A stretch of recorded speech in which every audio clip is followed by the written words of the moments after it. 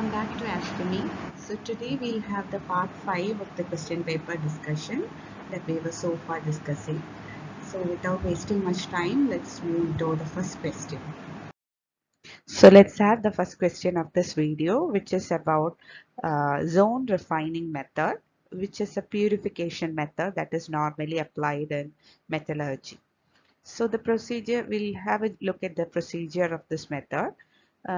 The main principle of this method is that when you're having some ore in which the impurities, that is the impurity that is present in the ore, if they are more soluble in their melt state, that is, suppose if you are melting the ore, you'll find that the impurity melt easily, whereas the metal which is contained in the ore doesn't melt. So in that particular case, in the case of ores of that sort, we can make use of this method. So in this method, we'll be making use of a circular heater, and this is the rod of the ore. That is, this the ore that we have taken in the cylindrical, somewhat cylindrical form, and you're having a circular heater. And the heater is passed from one end of the ore, circular ore, to the other end. And during this transition, it is seen that suppose if the heater is here, it will be heating this part, and the impurities will be melting, and when it is melted it can flow. So this will be flowing from this part to this side. And similarly, when the circular heater is moved throughout the ore, the impurities will get melted and will move on to one side of the ore, or one side of the cylindrical ore. And finally, when this solidify, you'll be having a portion which is full of impurity, and that can be removed by just cutting that part. So this is the principle of zone refining method. Now, to what metals this method is applied? Normally, it is applied for metals like germanium, silicon, gallium, etc. That is, which belong to the carbon atom family, which are usually used for making semiconductors. So an odd one out in this question is option D, which is gold. So that is the right answer. So option D is the right answer. So that's all about zone refining method. So we'll have the next question, which is a match the following, in which you are provided with three columns. The column 1 corresponds to some metal complexes with carbon monoxide as the ligand. Column 2 shows the magnetic properties of these complexes, and column 3 gives the structure as well as the hybridization of the central atom. So in order to find out the answer for this question, we need to work out each complex separately. So let's begin with option A. Now, when you consider option A, the complex is CrCO 6 times. So this is the complex that we have. So in order to answer this particular question, you need to keep some point in your mind that CO is a strong field ligand. It is a strong field ligand.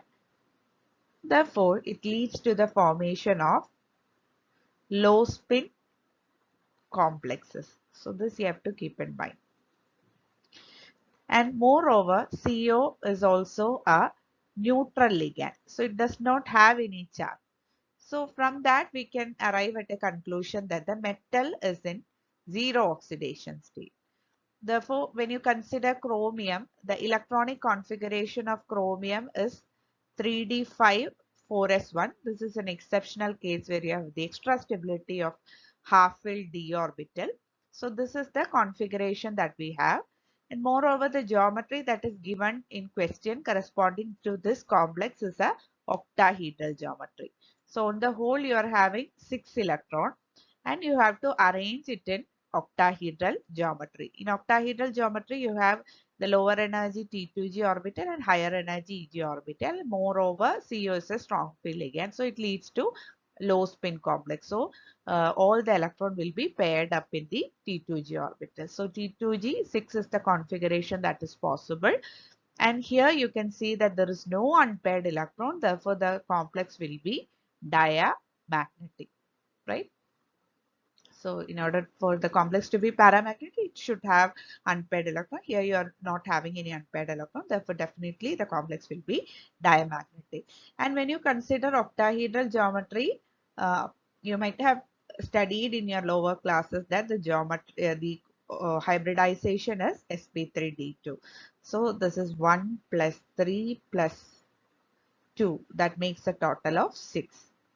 6 bond pairs are actually required for octahedral geometry. I think you are familiar with octahedral geometry. This is the octahedral geometry that we have. Okay, so that's all for this option. So option A is incorrect because CrCO6 time is not diamagnetic, but it is sorry, it's not paramagnetic, but it is diamagnetic. So we can rule out this option. Now coming to the second option, which is again a complex with the carbon monoxide ligand. It is an iron complex. Here also iron is in zero oxidation state. Its configuration is 3d6 4s2. So on the whole, you are having 8 electrons. But here the geometry that is given for this complex is trigonal bipyramidal geometry, which normally have the sp3d hybridization.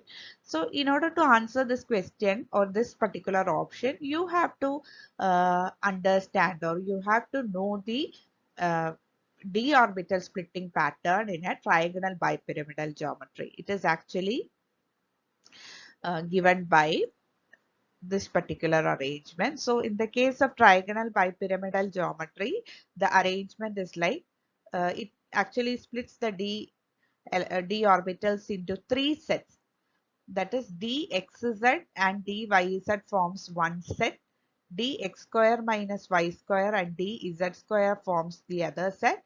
Sorry, dxy forms the other set and dz square forms the highest energy orbital. And when you are filling this 8 electron, it is normally like when you fill this electron, these orbitals, they have got higher splitting. Therefore, uh, after pairing the lower energy orbital only, the electron will be excited to higher energy one. So when you fill 8 electron, here also you can see that there is no unpaired electron and the complex is diamagnetic.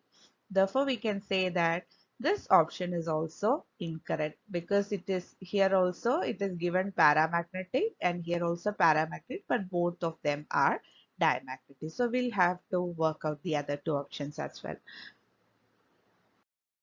Now coming to the third option, that is option C, you are having a complex CO 4 times minus.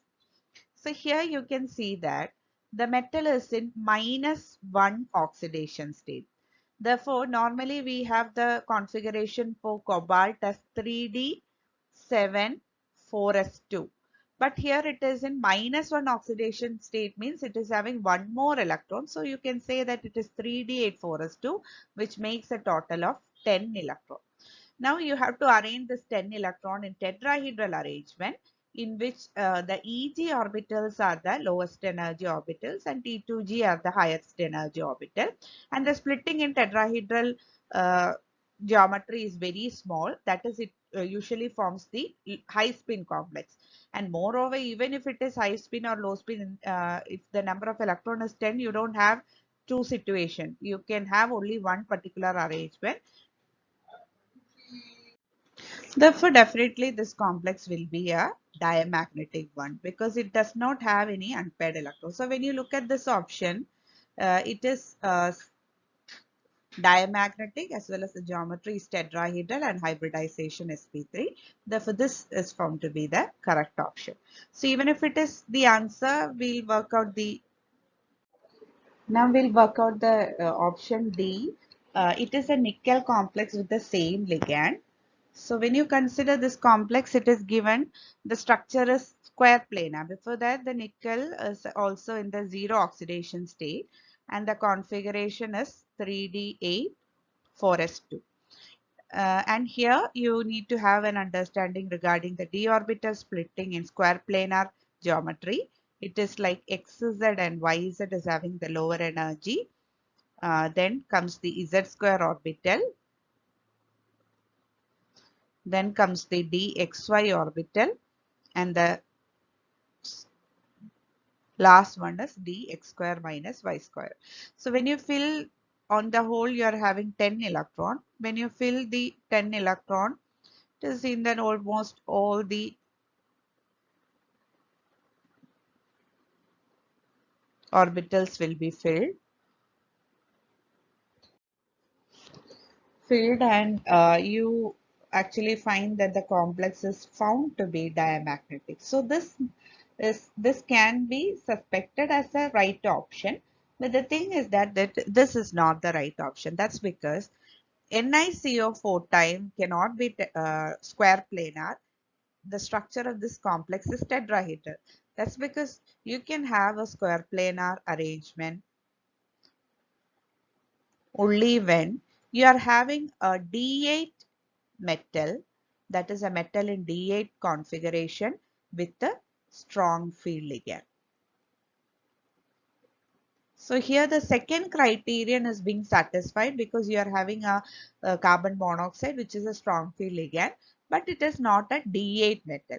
For metal to be in D8, nickel should be in +2 oxidation state, but in this question nickel is in 0 oxidation state. So this geometry cannot be possible. It's not possible for NiCO4 type. Therefore this is also the incorrect option. So finally we can make a conclusion that option C is the right answer.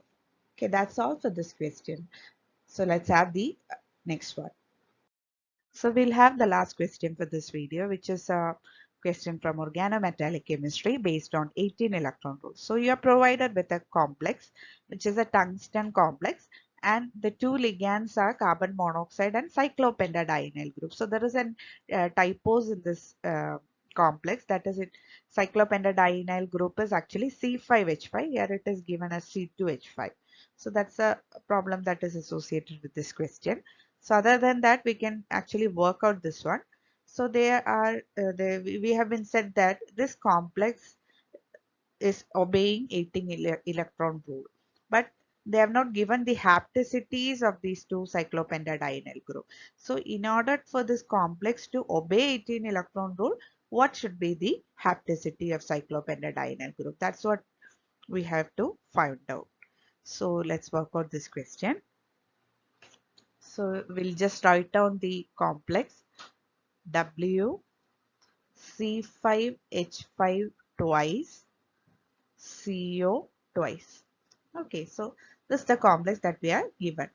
And this complex obey 18 electron rule. That is when you consider the total number of electron, it is 80. So for tungsten, we know that tungsten is a element which belongs to the chromium family. Chromium, molybdenum, tungsten. So for chromium, we know that it is having a configuration of 3d5 4s1. Similarly, tungsten will be having 5d5 6s1. So this will be the configuration for tungsten. So on the whole, it is having 6 electrons.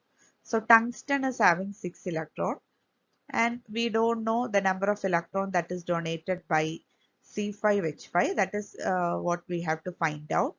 Plus carbon monoxide, it usually donates 2 electrons. That is, if you consider one carbon monoxide molecule, it donates 2 electrons.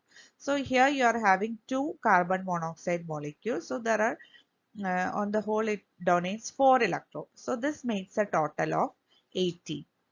So 6 plus x plus 4 is equal to 18. So x is equal to 18 minus 10, that is equal to 8.